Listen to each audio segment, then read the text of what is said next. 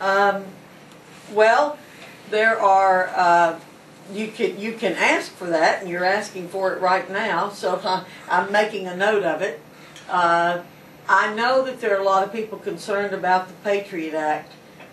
I know it's not a perfect bill. I voted for it when we had it reauthorized because I felt that it was helping us with keeping terrorists out of this country and keeping terrorists from doing bad things. If you know of problems with the Patriot Act, I'd like to know about them. So far, I haven't seen folks coming to me with specific problems where people have been, where it's been abused with individual citizens.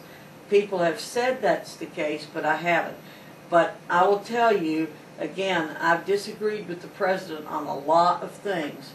But one thing that I feel good about is that we have not had an attack in this country since 2001, September 11th, 2001. And so I feel really good about that. And I'm hoping that part of that is because of the Patriot Act and what we've been able to do to thwart them before they could hurt us. But if you know of situations, please let me know. Yes, ma'am. My wife and I, you may be aware, we're in constantly contact with your office in Washington. We don't like the way it's done the habeas corpus and our First Amendment speech rights. And while I've got you, and I'm so glad to get to talk to you, is we want this hate crimes law knocked in the head. I haven't got time to go into all of it because no other people want to talk to you, but we're against that hate crimes law that they're trying to pass right now in Congress. Well, I will tell you, I'm dead set against it. It's, again, one of those things I've spoken out against. But I can tell you, if the Democrats stay in control of the Congress, which it looks like they're going to do, and you get a President Obama, you're going to have laws like you wouldn't believe. You'll have hate crime bills passed almost immediately because that's the top of their agenda. So talk to your friends and neighbors about making sure that they understand the implications of keeping the Democrats in charge of the Congress and the possibility of having a Democratic president.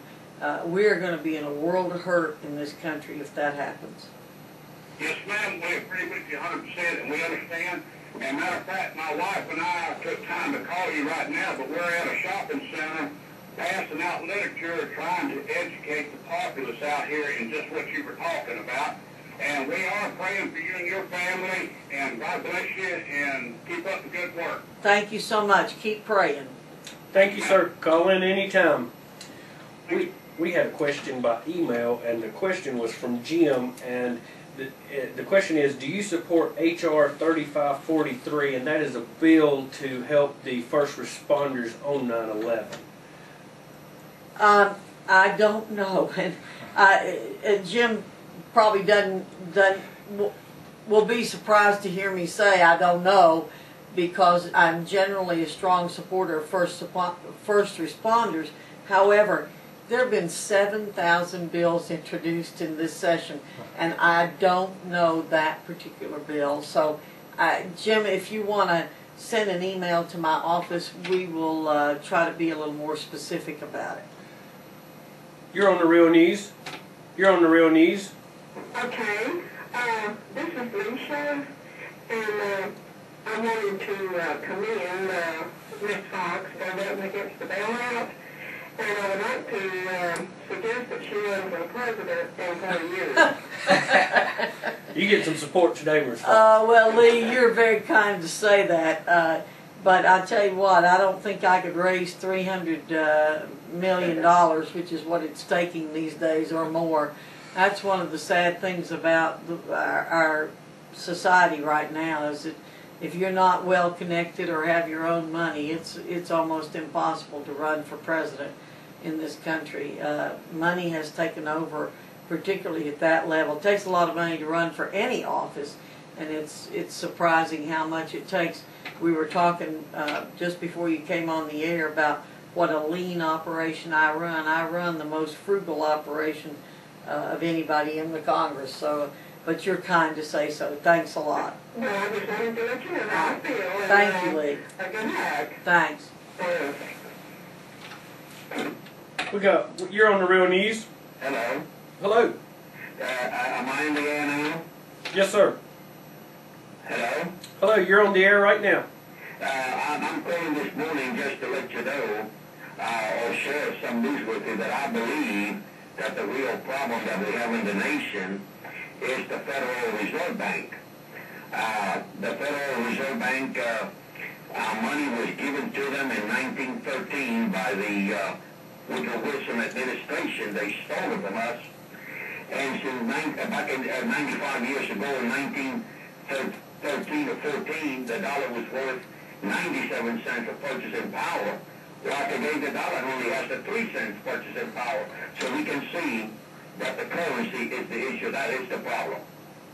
Well, I agree with you. If you've been listening to our broadcast, me and Brian have been very critical of the Federal Reserve System, Bernanke. We'll give Ms. Foxx a chance to address your question. Well, I have been very well educated on this, particularly in the past few weeks, and I have come to agree with that. I think that that is something that the Congress needs to address. Again, the problem is going to be that the Democrats like the system that we have right now because it puts the Congress in charge, and if they think that they can be in charge of things, I know that the Federal Reserve Bank is doing what they want it to do now. Unfortunately, again, we've had Republicans in compliance with them in the past, but having a change on that, I think, is going to be a real problem. But I understand what you're saying. We need to get back to the Congress having its proper constitutional role in terms of money. Thank you for calling, and we've got another phone call. Hey. Unfortunately, again, we've had Republicans in compliance with them in the past, and trying to change on. Hey, I'm sorry, we might have had a little bit of difficulty there. Feel free to call back if we cut you off. We didn't mean to. I would like to ask you your opinion on a Obama presidency. We know that Senator Obama has never run a city, a county, a state. He never served in the military. He's only been in the Senate for 2 years when he declared his candidacy. Is he qualified to be the president? I don't think so. We've had a lot of people that shared that feeling with us. I'd also like to ask you, we've been in Iraq since 2003. Public sentiment has changed according to the war. What's your opinion on the war, and when should we bring the troops home? Well, I have said all along that I think we have to trust our generals. I heard yesterday that we're pulling out of Fallujah. That's been the hot spot of the war all along. And I think that it's going to be sooner rather than later that we're pulling them out. I think that, I'm sorry that it took so long to get to the surge. I think that they should have gone in. They should have been much tougher to begin with. I don't think it would have dragged out as long as it did. I think that what Petraeus did proves that. However, we can't all be generals. We've got to allow the generals to do their jobs. We have great people there. I think what we have to do, in the Congress and in the country, is to provide our generals and our troops with all the resources they need, let them do their job. But I'd like to see them get out as quickly as possible.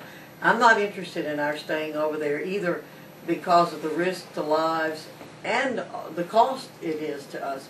But I think having a stable Iraq, having a democratic Iraq, will ultimately inure to our benefit in this country. And that's what I think those of us who are not crazy about war but have supported this effort feel, that in the long term it's going to be good for this country and for the world.